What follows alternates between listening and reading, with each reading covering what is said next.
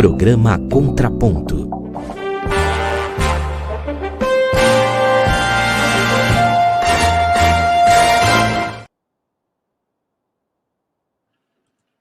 Agora estamos voltando aqui para fazer a entrevista que eu já tinha dado o spoiler anteriormente, né? Vamos falar sobre essa questão do ambiente digital no Brasil, como está.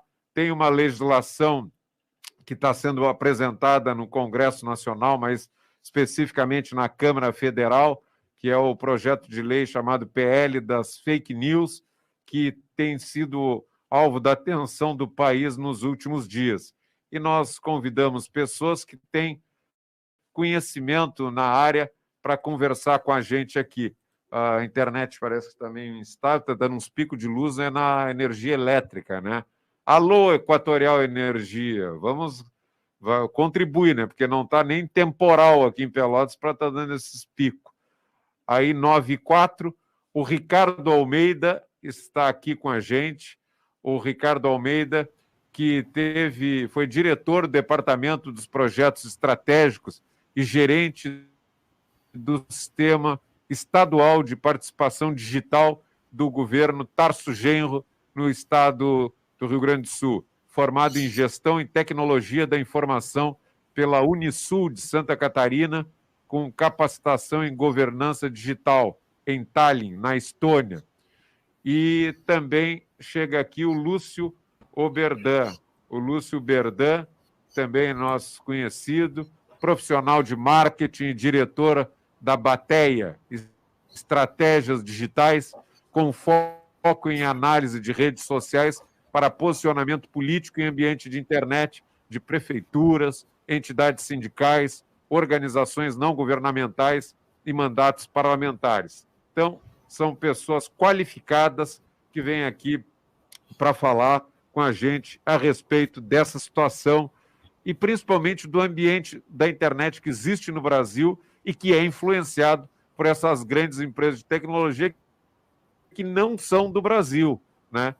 Então, e depois a gente dá uma pinceladinha também no PL, porque primeiro é preciso compreender, na minha maneira de ver, se não concordarem, fique à vontade para falar, o Ricardo e o Lúcio, se não é esse não é o melhor roteiro. Por ordem de chegada aqui na sala virtual, começamos com o Ricardo Almeida. Bom dia, Ricardo. Prazer em te rever. Bem-vindo à Radicom. Bom dia, Regis. Bom dia, Luiz, Denise e o meu querido amigo Lúcio, que às vezes a gente conversa pelo WhatsApp, mas sinto saudade do companheiro.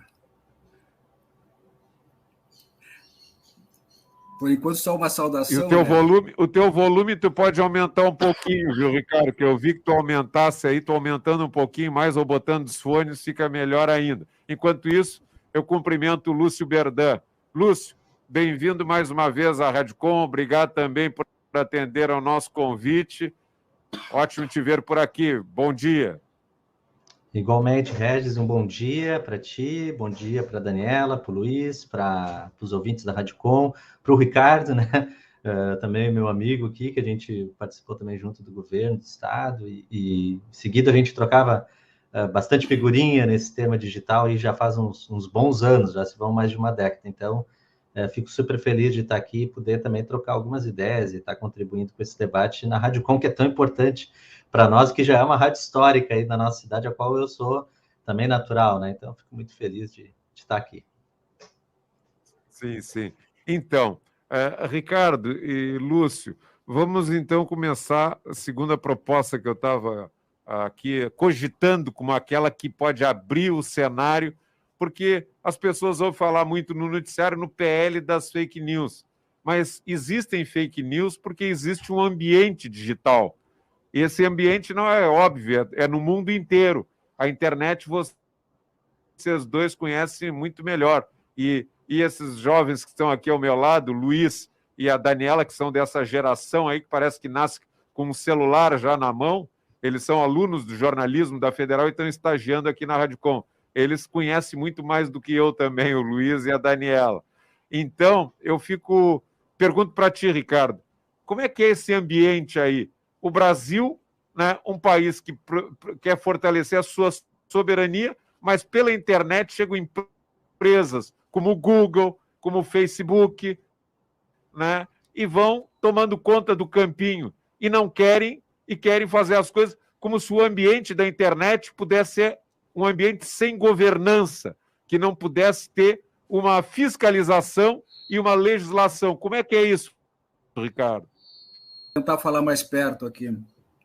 Que bom que tu começasse a reflexão Isso. Por aí, Regis, porque coloca logo de cara para a política, que é uma questão que eu gosto muito e é o que está em pauta hoje, né? Não é só uma questão de tecnologia, nós estamos discutindo uma questão, como tu bem falaste, de soberania nacional, digital, o que for. Eu estou muito feliz que esse debate está sendo colocado, porque já faz 13 anos que eu venho tentando dialogar com as forças de esquerda, algumas forças de esquerda, sobre a questão que vai além da tecnologia, que é a questão política, como tu bem colocaste. Mas eu confesso que existe uma certa hegemonia nas forças de esquerda da cultura analógica querer fazer leitura digital. Tá? Então, é muito difícil para alguém que é analógico entender o que está por trás desses fenômenos, dessa parafernália toda que a gente está vivendo. Então, o pessoal trata como se fosse uma televisãozinha, como se fosse um jornal, como se fosse... E não é. A internet é muito mais complexa do que uma televisãozinha ou um jornal, que já a televisãozinha é estou diminuindo para dar um significado maior para a internet, né? Porque na internet existe um fenômeno que eu chamo de subterrâneos da internet, tá? Que é onde os algoritmos trabalham. Não é um algoritmo ou dois, são vários algoritmos que trabalham. Tá? E aí, como todos já sabem, há uma certa vigilância sobre os usuários. Só que no Brasil, eu achei e acho ainda que se tu fala que nós estamos sendo vigiados, as pessoas caem fora da internet. Tem amigos meus que dizem que vão para o mato. Eu acho um absurdo isso. Quer dizer, a internet é um espaço de disputa, mas tem que saber o que a gente está trabalhando ali, tem que ter armas para trabalhar, né? Então, é importante a esquerda, principalmente, se capacitar melhor, e aí temos o Lúcio, que é um grande especialista nessas questões, né, tanto de análise, como se capacitar para fazer esse enfrentamento. Eu estudei, por exemplo, a campanha do Bolsonaro, acompanho as igrejas neopentecostais, os caras são craques, os caras são super treinados para trabalhar no subterrâneo da internet. E nós, muitas vezes, ficamos só como se fosse uma televisãozinha ou um jornal, e não é. Entendeu? Então, eu estou muito contente com esse momento, porque colocou às claras que nós estamos sendo monitorados, né? Existe um grande líder político do século XX que dizia que existem dias que valem muitos anos. E eu acho que nós estamos vivendo exatamente esses dias, onde as pessoas terão a oportunidade de aprender um pouco mais sobre como funciona a internet nos seus subterrâneos também. Né? Também, não é só a superfície da internet, não são só as plataformas indexadas, existe todo um processo subterrâneo na retaguarda que precisa também ser considerado. E, por último, para completar essa primeira reflexão, a minha preocupação, Regis, e demais, é com o controle disso. Então, nós temos um momento propício agora para ampliar o nosso controle sobre esses processos, mas a discussão que dizem que está há 3 anos tramitando, para mim, recém começou. Se vocês forem analisar os jornais da semana passada, não tinha essa polêmica. Essa polêmica recém está começando. Então, foi muito bom ter adiado a votação para a gente, do povo, os usuários, nós, aprender um pouco mais sobre esses processos. Porque nós estamos sendo monitorados e até manipulados E nós temos que aprender isso. Isso não é um problema que antes não havia. Antes a gente estava sendo manipulado pela televisão e pelos jornais. Hoje, os caras sabem muito mais da nossa vida do que nós mesmos. Então é importante a gente tomar consciência disso para poder trabalhar. Porque se a gente não aceitar essa realidade, essa dura realidade, e há que endurecer-se sem perder a ternura, é importante que a gente compreenda que é um momento decisivo na nossa história. E como tu bem colocaste, a internet possui fronteiras com o mundo, e as fronteiras precisam ser controladas. Agora, no segundo momento, eu gostaria de trabalhar essa questão de qual é o controle, afinal, que nós precisamos, né? Eu acho que, para iniciar, eu colocaria essa questão. Nós estamos sendo vigiados, é muito bom que a gente aprenda isso, não é? Agora, o que fazer que são elas? Eu acho que botar o Lúcio agora para fazer a primeira fala. Bom dia, Lúcio. Bom dia, Luiz. Então, eu acho que essa colocação que o Regis faz aí, de ponto inicial, com digamos, a importância que o Ricardo salienta, eu acho que é um bom pontapé, sem dúvida alguma, para essa conversa e para isso que o Ricardo fala, ou seja, o PL estava lá há 3 anos, mas é agora que a sociedade vai começar a aprender um pouco com ele, né? Então, o tema é urgente, sem dúvida alguma, só que esse tempo, eu acho, de discussão com a sociedade é essencial. Mas voltando a essa questão inicial, que foi problematizada aí, eu quero citar 2 questões que eu acho que são importantes, assim, e que tem tudo a ver com isso de que o Brasil não é o quintal das Big Techs, nenhum lugar do mundo tem que ter, e que isso é um debate de soberania, né? A primeira questão que eu acho que é importante, assim, a gente ter claro, né, é que essas Big Techs, o que a gente chama de Big Techs, essas grandes empresas de tecnologias, principalmente ligadas às redes sociais, elas são, em alguma medida, né, e relevem um pouco o meu exagero aqui, elas são, em alguma medida, anti-internet, né? Ou seja, a internet, quem começou a usar a internet cedo, ainda nos anos 90, lembra que a gente costumava dizer muito, tipo, vou navegar na internet, né? Então, tu saía como se a internet fosse um grande mar onde tu navegava. Essas Big Techs, elas acabam sendo ilhas artificiais, colocadas no meio do mar, grandes ilhas artificiais impostas no meio do mar, e que dificultam a navegação, né? E pior ainda, né, ela faz com que as pessoas desistam de navegar e se conformem em ficar dentro daquela ilha controlada sobre aquelas regras, sobre aquelas leis. Então, uma primeira questão que é importante tem a ver com soberania, que é como é que tu constrói, né, um ambiente de navegação em torno de links nacionais, em torno de produtores de conteúdo nacionais, por exemplo, se eles não conseguem viverem a partir dessa navegação, eles necessitam ir para dentro dessa ilha. Essa é uma primeira questão. E essa ilha é totalmente controlada. E a segunda questão, que também envolve esse tema, é que esse controle e o tamanho dessas ilhas acabam interferindo diretamente no processo de sociabilidade da população. Ou seja, quase todo mundo hoje faz tem a sua relação social na vida, na família, com os amigos, na universidade, não importa o que seja, intercotada por essa internet, por essas redes sociais em especial. E elas acabam formando, digamos, práticas de uso, conceitos, ideias sobre o mundo. Então, elas acabam, além delas cumprirem em alguma medida um papel anti-internet, elas ainda dentro dessas ilhas acabam, digamos, alterando o jeito que tu vê o mundo, ou o jeito que tu vai perceber o mundo. E aí, a gente chega num ponto que vai ser o ponto a seguir, que a gente vai discutir mais adiante, que é as fake news. Eu sou da turma que entende, né, que segue, por exemplo, a linha dos pesquisadores que defendem que fake news é um problema de época, é um problema pós-internet, é um problema de internet pós-redes sociais. Ela não é algo que existia antes. Outros defendem que existiam antes, etc. e tal. Eu acredito que ela exista agora. Por quê?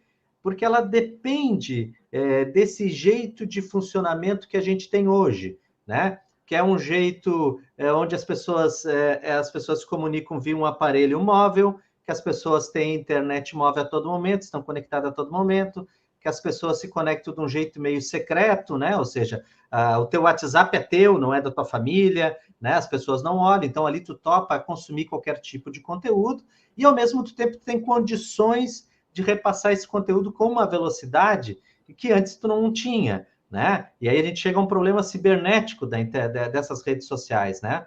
Por exemplo, na Índia, alguns anos atrás, quando teve um caso muito famoso de linchamento de várias pessoas que foram acusadas no WhatsApp de terem promovido uma violência X, e aí as pessoas receberam aquelas imagens e foram lá e assassinaram aquelas pessoas, depois foram comprovados que não era bem isso, né? Isso só foi possível por quê? Porque aquilo proliferou muito rápido, aquilo proliferou de forma descontrolada, né?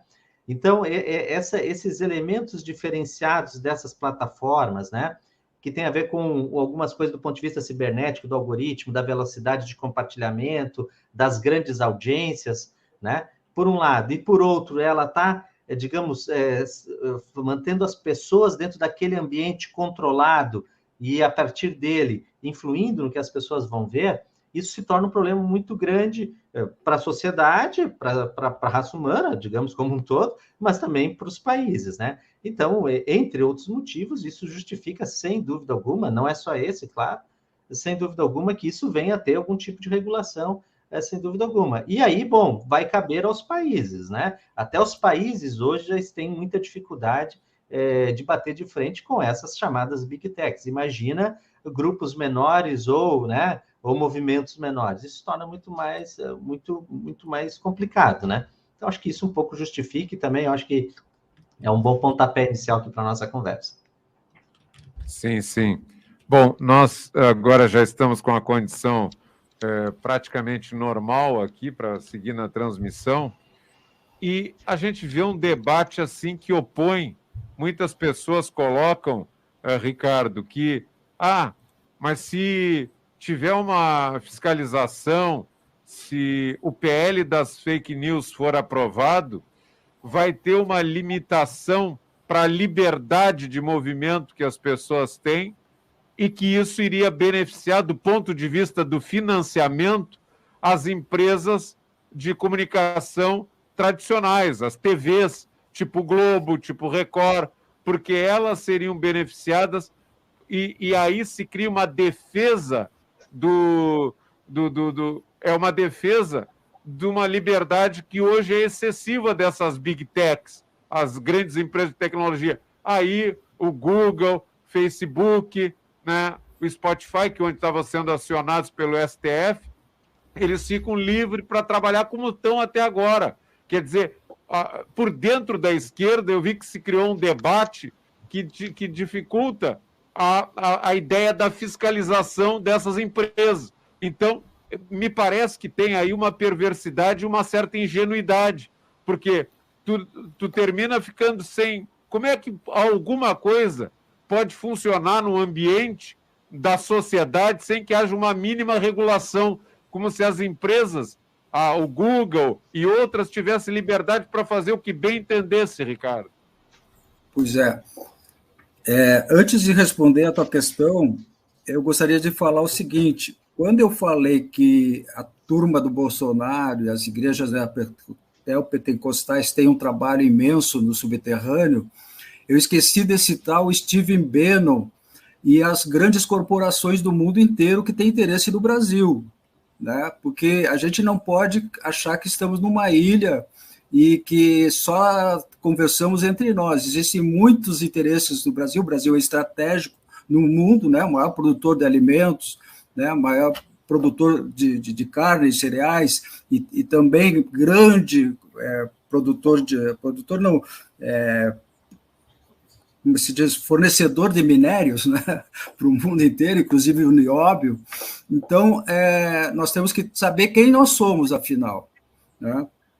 Mas entrando nessa questão, Regis, que eu acho que tu coloca bem também, eu entendo que a PL 2630 ela tem 3 pautas e não uma só, né? O nome dela PL das fake news é um equívoco. É um equívoco porque leva para um lado onde quase todos nós concordamos, que somos contra a fake news. menos quem divulga fake news, é óbvio, né? Mas, assim, quando se discute a PL da 2630, se está discutindo as fake news, tá? Está se discutindo a remuneração das plataformas e dos veículos, que é diferente de plataformas, né? E está se discutindo também os direitos autorais dos jornalistas, artistas e tudo mais, e produtores em geral. Então, eu identifico 3 pautas e não uma só. Por isso que a discussão se dá de uma forma confusa, porque um está se referindo às fake news e outro está se referindo à remuneração, né? O ponto menos polêmico é dos direitos autorais, mas isso eu acho que é interessante que exista. As 3 pautas são importantes, só que nós temos que encaminhar de maneira mais pedagógica e menos ufanista, menos torcida. É claro que agora, no processo do parlamento, dos debates, essa diferenciação pode ocorrer, não quer dizer que vá ocorrer. Eu não me lembro como é que ela foi encaminhada no Senado, mas me parece que o Orlando Silva acabou, durante esse processo que ela está tramitando, incorporando várias novidades dentro do projeto que pode ter sido criada essa confusão, né? Então, quando tu vê, por exemplo, o Ricardo, debate... Oi. Ricardo, e uma questão, Sim. Tu achas que faltou debate, faltou preparação, porque eu sei que esse PL está sendo debatido há 3 anos, ou essa questão aí do controle dessas... Faltou debate com a sociedade? O que teria faltado para orientar melhor essa assimilação desse debate, que é um debate técnico? É que aí que está ótimo. Eu acho que o governo deveria aproveitar este momento agora para fazer um grande debate na sociedade, não um debate com grupos corporativos que têm interesse em remuneração ou em direitos autorais ou isso ou aquilo, mas um grande debate, porque esse processo é pedagógico. Esse processo nos liberta dessa dependência do Facebook, do WhatsApp, do Instagram, disso e daquilo. Nos leva para as ruas, que é o que todo mundo quer. Não só para as ruas, porque para ir para as ruas tem que ter organização. Nos leva para as organizações. Então, eu acredito que nós devemos aproveitar esse momento para fazer o debate, porque ele recém começou, Regis. Ele não acontece há 3 anos, coisa nenhuma. Se acontece, ele acontece em pequenos guetos, em pequenos grupos corporativos, com os interesses específicos. Nós temos que fazer um grande debate. E é aí que eu separo em 3 pautas. A questão das fake news, que é importante, a questão da remuneração, que também é importante, e a questão dos direitos autorais. Então, vamos entrar na questão das fake news. É o debate que está se dando entre a direita e a esquerda, a questão das fake news. Entendeu? Esse debate é importantíssimo, está se dando e é importante que ele aconteça, porque a direita do Brasil só vive em base de fake news e da religiosidade, da sua religiosidade, não respeita as dos demais. Tá? Então, esse debate é importante, tinha que ser tratado assim, separado. A questão da remuneração é o debate que está se dando entre a mídia independente. Tá? Por quê? Porque tem uma parte da mídia independente que depende das... Olha, é independente, mas depende. É independente, mas depende de verbas do Google. Tá? Então, é óbvio que eles estão defendendo interesses legítimos, porque eles dependem dessas verbas para sobreviver.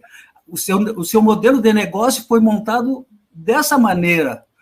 Se houver algum descompasso na remuneração, eles vão para a falência. Então, é importante que esse debate também seja feito de forma separada e dê mais segurança para esses veículos independentes da sua sobrevivência. Então, o debate recém começou. Então, é importante que ela tenha sido adiado para a gente da esquerda, como vocês estão fazendo, levar esse debate para a população, para os usuários também. Porque, em última instância, por exemplo, vamos pegar o exemplo das fake news. Se fala lá que vai haver o dever de cuidado, né, das plataformas, que é um avanço em relação ao que havia antes, que era como é que se chama, Lúcio, me faltou aqui, o Marco Civil da Internet. O Marco Civil da Internet controlava os usuários, agora nós estamos avançando para controlar as plataformas. Tá, mas quem é que controla? Só as plataformas se autocontrolam? Quem é no Brasil que vai controlar o que a plataforma nos envia ou o que ela não nos envia? Isso não está muito claro ainda. Existe lá uma ideia de que vai ser o Ministério Público. O Ministério Público tem condições de fazer esse controle? Vai ser o Ministério da Justiça? Tem? Qual é a participação da sociedade civil nesse processo de controle e de fiscalização? Acho que é importante deixar claro. Sobre a remuneração, também é a mesma coisa. Vamos fazer cenários de cálculo. Quanto entraria, quanto... porque eu estou vendo companheiros da mídia independente se agredirem porque não tem um cálculo, não tem um cenário criado, entendeu? Então, recém está começando o debate, e é importante que ele aconteça, é importante que haja, inclusive, esse enfrentamento de opiniões, porque vão se esclarecendo essas questões sobre o grau de independência da mídia, né? Vão se esclarecendo outras coisas que estão por trás desse grande debate importante. Sobre a questão dos direitos autorais, ninguém polemiza. Certo. Olha, nós estamos tratando dessa questão do ambiente de internet.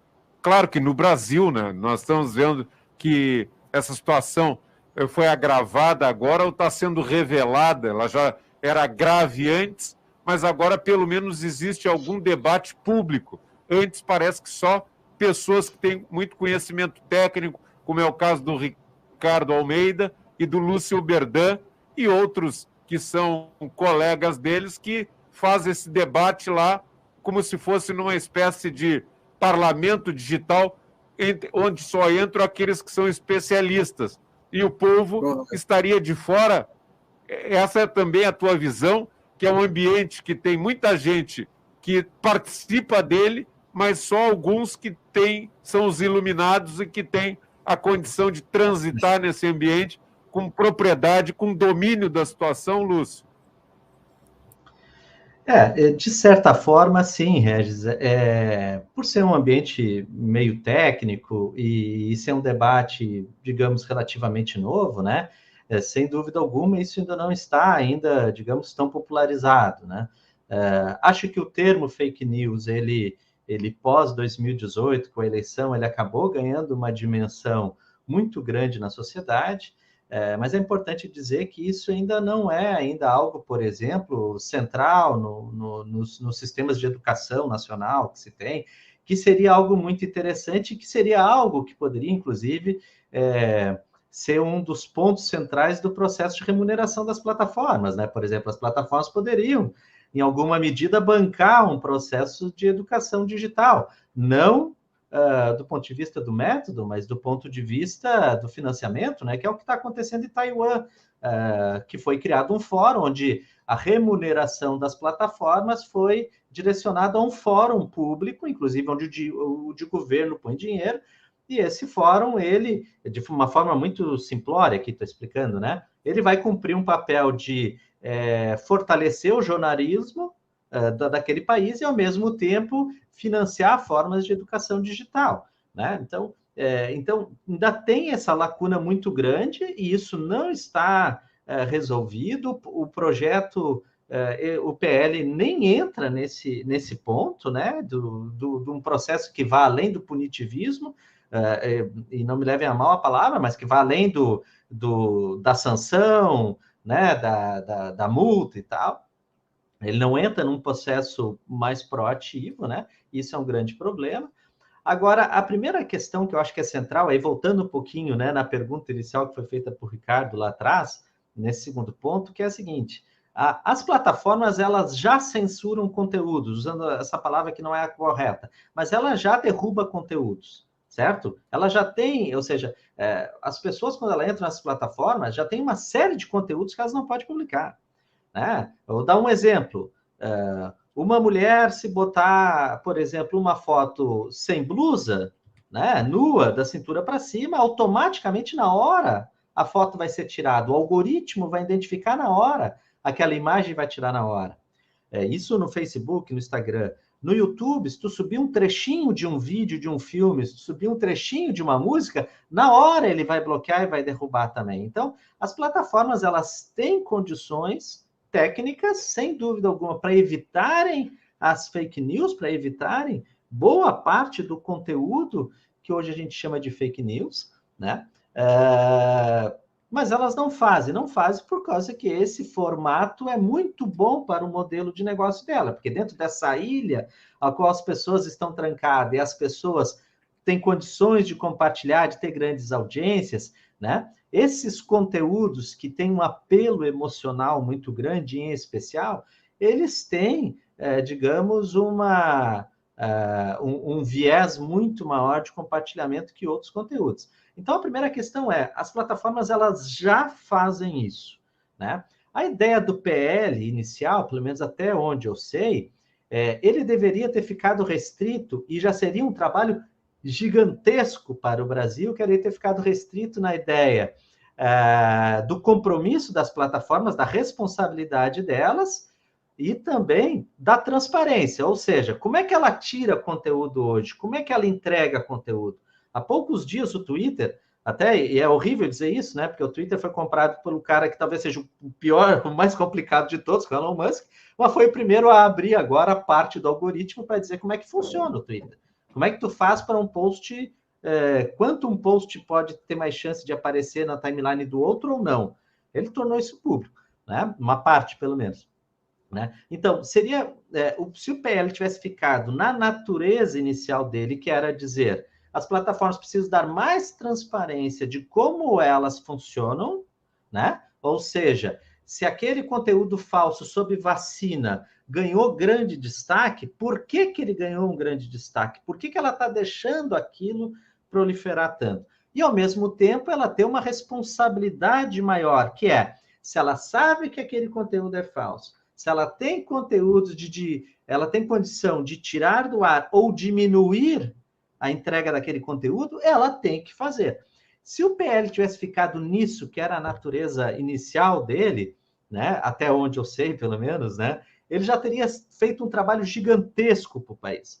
O problema é que ele não fez bem isso, fez mal isso, e colocou um monte de outros jabutis, como disse o Ricardo, como, por exemplo, remuneração da imprensa, ou estender a imunidade parlamentar para dentro das redes sociais. Ou seja, por exemplo, 2 dias antes do PL, quando estava ali no início daquele debate, semana passada, o ex-procurador da República, Deltan Dallagnol, publicou um card dizendo que determinados versículos bíblicos seriam tirados se o PL passasse. Bom, é uma fake news. O problema é que, se passasse o PL, as plataformas não iam tirar aquele conteúdo. Por quê? Porque a imunidade parlamentar dele foi estendida para lá. Então, o dever de cuidado não ia incidir sobre aquele conteúdo dele. Então, não fizeram bem o texto inicial, né? E, por outro lado, colocaram jabutis como a remuneração da imprensa, que é um problema gigante, é um debate gigantesco que não tem limites. Na Austrália, por exemplo, que é onde usam como exemplo de um case de sucesso, tu tem a maior rede de TV do país, ganhando em torno de 50, 60, 70 milhões de dólares por ano, e os veículos locais ganhando 30 mil dólares, né? Uma diferença estratosférica, né? Em Taiwan, tu tem um modelo que foi para dentro de um fundo, né? Então, é um debate gigante, tipo, inclusive, que jornalismo tu vai financiar, né? Então, parte-se da ideia de que essas big techs, elas causam um problema gigante para o jornalismo. Inclusive, é uma coisa a ver, em alguma medida, né? Para alguns casos. Por exemplo, alguns anos atrás, a Folha disse que ia sair do Facebook. A Folha decidiu que vou sair do Facebook. Saiu do Facebook, e o que aconteceu? Ela perdeu uma audiência gigante, né? Hoje, sites como a Folha, G1, mais da metade da audiência deles vem do Google e vem do Facebook, né? Então, eles também usam muito dessa infovia privada, desse asfalto privado também para levar seus conteúdos. Não é à toa que eles passam um dia publicando. Se é tão ruim assim para uma Globo, para um G1, para uma Folha, por que eles passam um dia publicando lá? Porque eles sabem que a audiência está lá e sabem que a audiência não vai sair de lá e sair procurando o link dele e ir lá no site. E quando chegar lá, a audiência não vai poder ler, porque tem um paywall que não deixa ele ler, ele não consegue ler. E outra, né? E aí, quando tu vai para as Big Techs, elas dizem assim, aí eu acabo tendo que concordar em alguma medida com elas, nesse ponto só, viu? Que é o seguinte, elas dizem assim, é muito cômodo para a mídia querer que eu pague ela tudo e ela não consegue nem ter uma estratégia digital para reter a sua audiência. Ou seja, os caras têm milhares de assinantes, têm milhares de cadastros e não sabem fazer nada. É isso, eles fazem um site, põem lá, bloqueiam o site, eles não mandam um e-mail direito, eles não criam uma comunidade, ou seja, os caras não têm uma estratégia digital, os caras seguem sendo o mesmo site dos anos 90, apenas com um layout diferente, né? Eu estou investindo em tecnologia, em inteligência artificial, num monte de coisa. Se eu gosto de futebol e entrar num site, o site vai me mostrar política, poderia me mostrar futebol, era só ter um algoritmo de inteligência que soubesse quem eu sou, por exemplo. Então, tem alguns limites. Então, é um debate muito difícil de fazer e não devia estar lá, né? E, para além disso, e encerro aqui, que agora eu me estiquei até, peço desculpa, né? Além do PL não fazer bem a parte inicial, o PL botou alguns jabutis, né? Como a imunidade parlamentar, como essa remuneração, e algo muito grave, que é o seguinte, ele não definiu quem vai ser o órgão controlador disso tudo, né? E, bom, se isso aprova sem ter um órgão controlador, né, poderá ser retificado logo a seguir e ser colocado um órgão controlador. Mas se não aprova isso, fica pior do que a emenda, porque é o seguinte, agora a gente deu o direito das Big Tech fazer o que quiser agora com todo o conteúdo, onde a nossa base de dados nem está num data center brasileiro, está fora, ainda está sob jurisdição de outro país. Então a coisa ainda pode ficar ainda pior ainda. Independente disso, sem dúvida alguma, eu achava que ainda assim poderia ser bom ter aprovado ontem, né? Porque isso, do ponto de vista frio, sabe, calculista, seria bom ser aprovado, que depois vai se fazendo ajustes e o negócio fica, né? E depois vai se arrumando. Acontece que, de fato, não tinha condições de ser aprovado, né?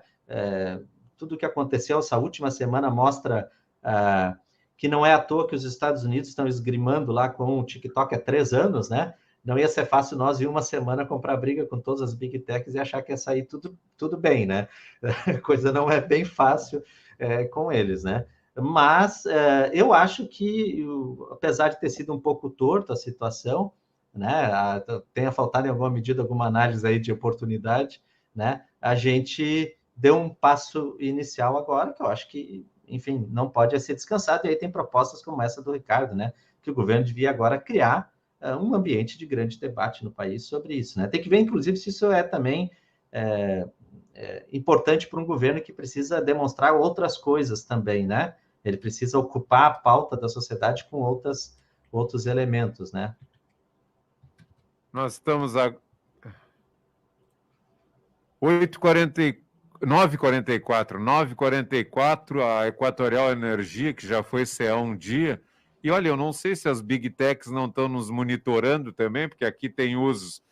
Nós já usamos aqui o Google hoje pela manhã, o Facebook.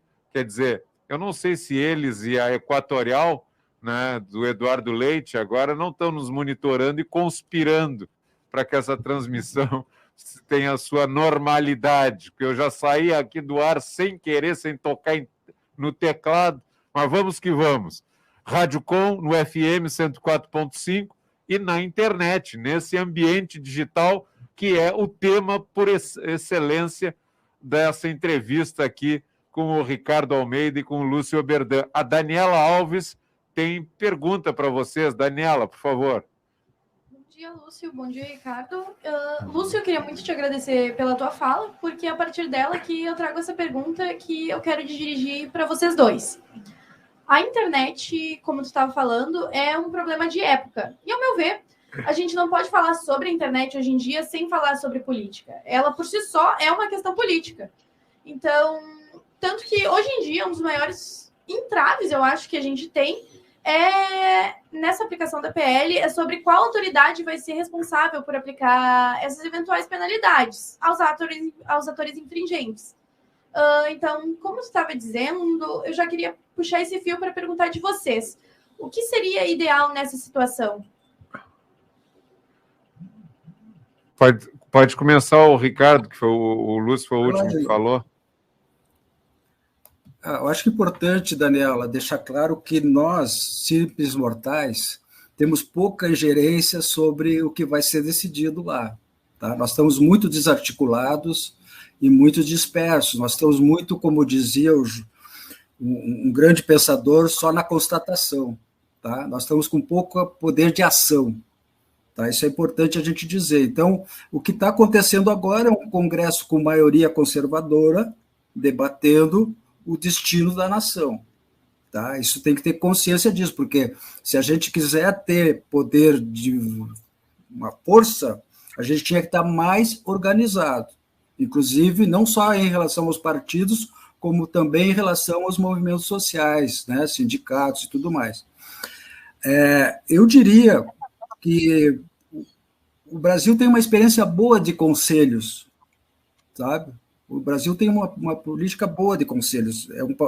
É a experiência melhor que o Brasil tem de participação e de controle, de fiscalização. Onde a sociedade civil tem bastante participação, bastante representatividade nesses conselhos. Eu acredito que seria o ideal caminhar por aí, agora, nesse momento. Né? E como eu aposto muito nos processos e não só nos resultados, eu acho que seria um avanço significativo. Criar um conselho, como o Lúcio falou, Coreia do Sul, como é que é, Lúcio? Tu citaste um exemplo? Taiwan, se não me engano. Um fórum, né, com participação da sociedade civil, de diferentes representações.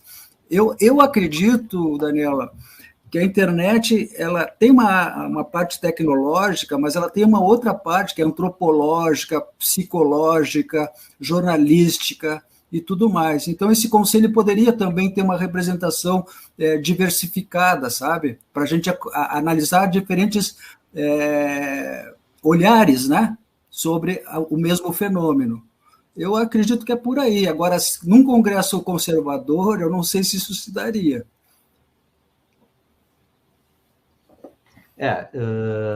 Eu também, sim, respondendo a pergunta nela, que eu acho que é um dos temas centrais, eu acho que estava ontem, inclusive, que gerou muita discussão, porque, assim, tinha várias críticas ao PL, assim, no campo progressista, pela questão da remuneração, sem dúvida alguma, tinha vários veículos progressistas e influencers, né, digitais. Para vocês terem uma ideia, vocês devem saber, mas talvez a audiência aqui da Rádio Com não tenha acompanhado isso no detalhe. Por exemplo, o YouTube, ele notificou todos os produtores de conteúdo daquela rede social.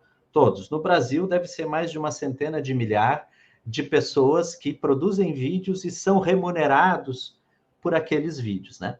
O YouTube notificou todas essas pessoas e disse assim, se esse PL passar, isso vai atingir a nossa receita. Por quê? Porque nós vamos ter que tirar, sei lá, 300, 400 milhões por ano para dar para a Globo, mais não sei quantos milhões para não sei quem, mais não sei quantos milhões para não sei quem, e aí vai minguar o de vocês, né? Nós vamos ter que cortar o de vocês. Então, o que acontece? Teve uma reação muito grande dessas pessoas e teve outras reações diversas, mais setorizadas.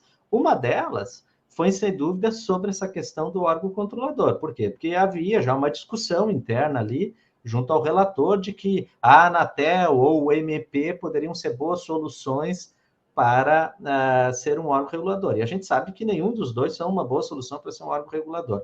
A Anatel é um problema gravíssimo do ponto de vista das teles, né? Para começar, ela não consegue nem resolver o problema das ligações que chegam toda hora querendo nos vender alguma coisa, né? Imagina resolver o problema do controle das fake news. E o MP, bom, a gente tem um histórico bem complicado sobre o uso político do MP em alguma medida, né? Então, a solução que eu acho que seria melhor, mas isso também é algo que não é algo assim que eu também compreendo tanto, né? Porque isso depende muito das dinâmicas lá, seria, sem dúvida alguma, de um órgão autônomo né, formado por todos os setores, né? Nós temos o Comitê Gestor da Internet do Brasil, CGI-BR, por exemplo, que é eleito, onde tem assento as empresas, tem assento o governo, tem assento a sociedade civil, né? Então, algo que seja mais nesse modo, né? Ou algo que seja mais técnico, né? Tipo um Inmetro, algo assim da vida, né? Com quadros de carreira, mas aí já seria até, eu acho, mais complicado, porque faltaria a incidência da sociedade civil, que é muito importante nesse caso. Por quê? Porque nós estamos falando de um setor que ele funciona numa velocidade muito grande, né? Ou seja, não é um setor que funciona de uma forma lenta e que tu pode ter um órgão público tradicional para lidar, porque ele não vai ter o tempo desse setor, né? Então, eu acho também que um órgão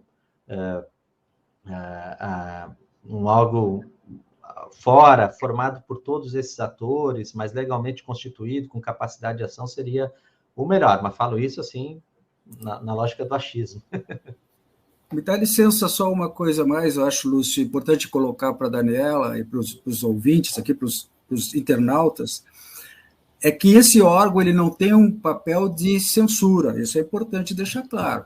Ele vai detectar e vai encaminhar para os órgãos competentes, no caso a justiça e tudo mais, né? Talvez alguma medida cautelar, alguma coisa desse tipo, mas ele não tem o papel de censor.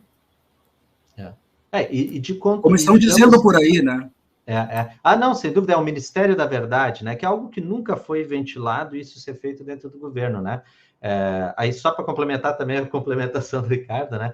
É isso, inclusive tem um órgão a qual as Big Techs possam se reportar e dizer, olha, na nossa tarefa de dever de cuidado, né? Hoje nós tiramos esse mês X milhões disso, daquilo, daquele outro, desses perfis, etc. e tal.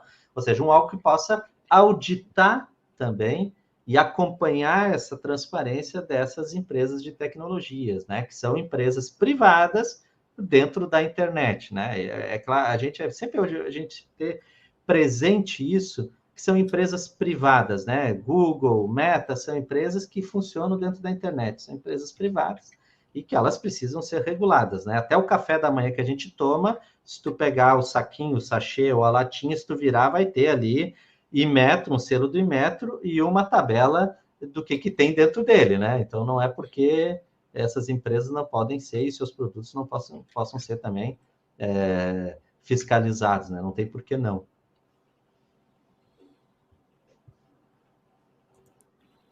(9h53). Olha, esse tema é um tema central para a humanidade hoje, né? E no Brasil, eu concordo muito com o que disseram o Ricardo e o Lúcio. Esse debate parece que estava travado e agora, surpreendentemente, por causa de ações de milícias digitais, do papel que o Supremo tem tido. Eu li uma matéria hoje de manhã que o ministro Alexandre de Moraes, no meio do ano passado, ele já tinha feito uma ação que tratava da questão das milícias digitais. Até eu li essa matéria do Jota, né? Moraes prorroga pela 6ª vez inquérito que investiga milícias digitais. Essa é deste ano. E a eleição do ano passado, ela promoveu também uma maior reflexão sobre o papel de que bolsonaristas, fascistas, pessoas mal intencionadas de toda ordem, articuladamente ou de modo separado, com interesses específicos, elas fizeram intervenções nesse ambiente digital e com os mais escusos e lamentáveis objetivos. E aí a sociedade atentou para isso. Tanto o mundo institucional, o Supremo, o Ministério Público Federal e tal, e também a sociedade vai aos poucos indo para compreender por que tem gente que tem mais engajamento. A gente chega no Instagram, por exemplo, e vê quando é uma postagem que diz respeito ao interesse dos bolsonaristas, tem muito mais engajamento do que a postagem da esquerda. Isso era claro no ano passado. Eu ia postar alguma coisa, quando eu colocava a hashtag e botava alguma coisa ali, o número de engajamento do lado bolsonarista era muito maior do que do lado do Lula e da esquerda brasileira.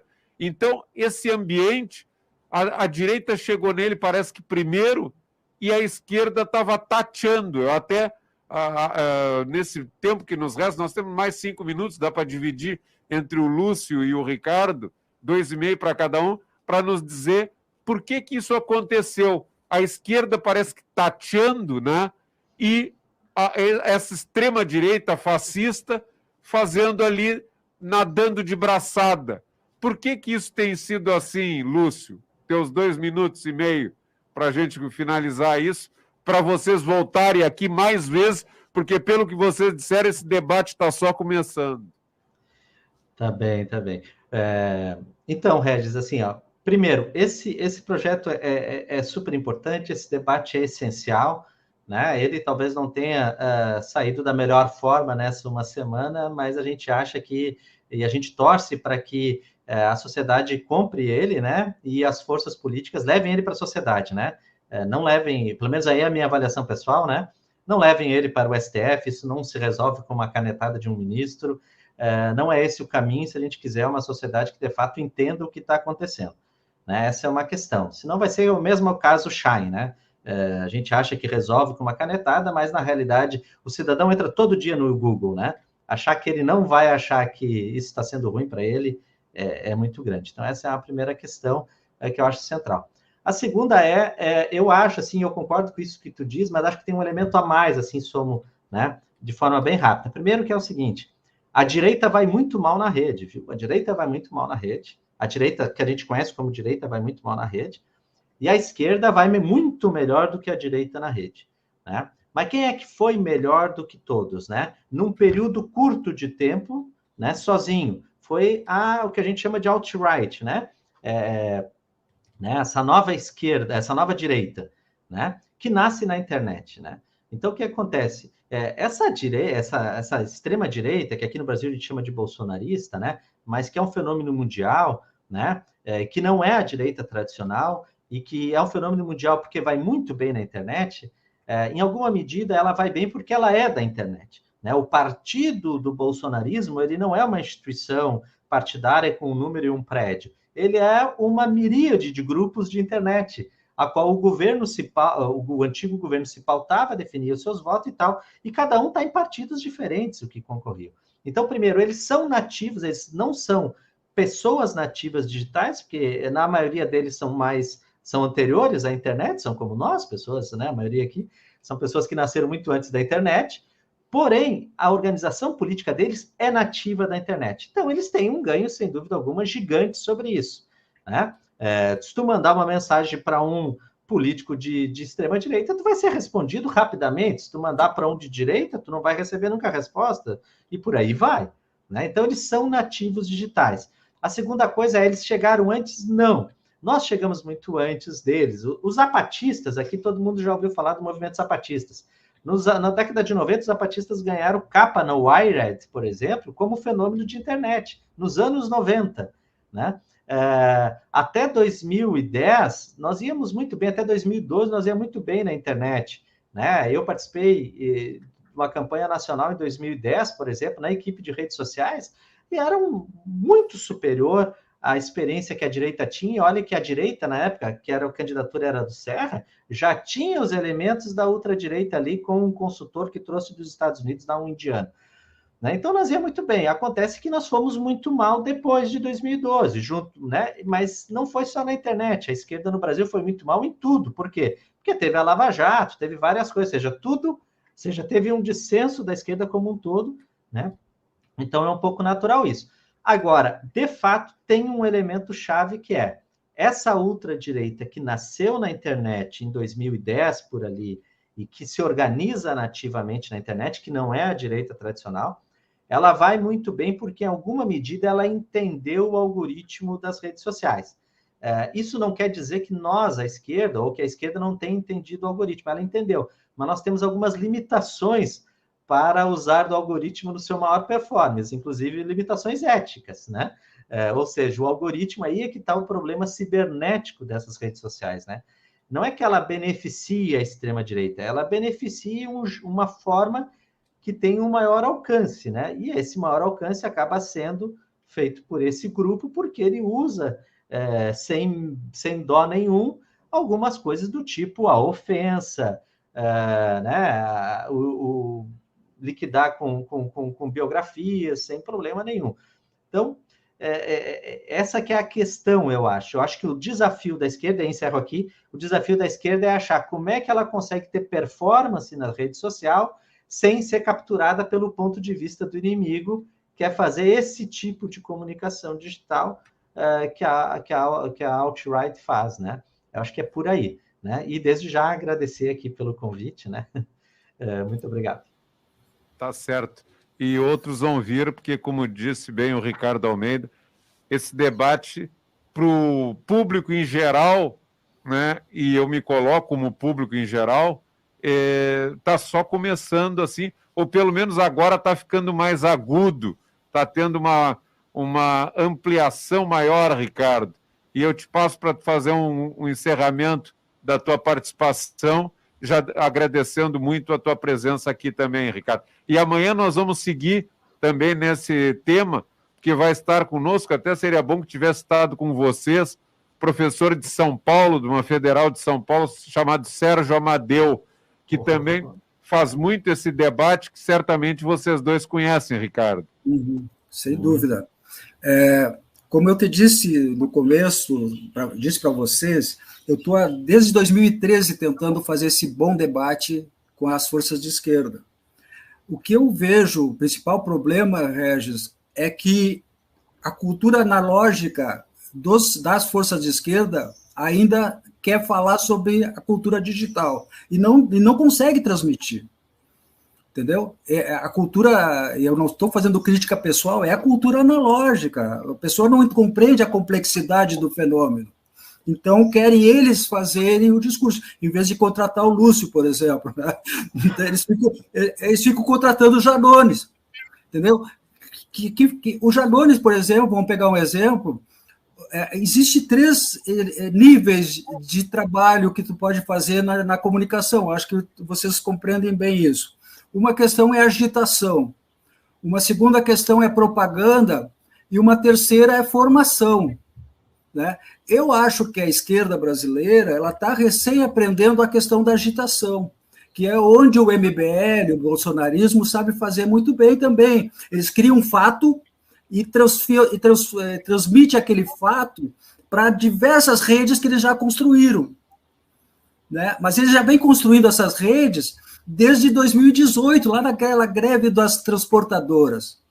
Lá eles construíram uma grande rede, e quando eu falo eles, lembrem sempre, eu estou falando de Steve Bannon, eu não estou falando só do carinha que trabalha no comitê, do mal, como é que é, não me lembro agora.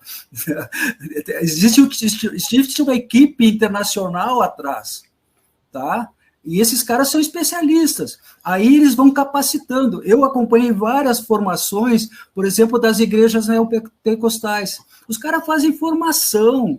Agora eu te pergunto, a esquerda faz formação assim intensa? Não faz. Chama o Janones, chama o Felipe Melo, entendeu? Chama, porque a esquerda ainda não entendeu que a cultura digital é diferente da cultura analógica. Embora eu defenda que nós devemos focar sempre no presencial, mas com o digital, não ficar só no digital como está hoje. Hoje a esquerda está no digital, não se reúne mais, os sindicatos estão esvaziados, as associações nossas estão esvaziadas, mal tu ouve falar no MST e no MTST, né? Então, é importante a gente aprender com esse momento, Regis, que o mundo está nos dando, tem mais males que vêm para bem, né?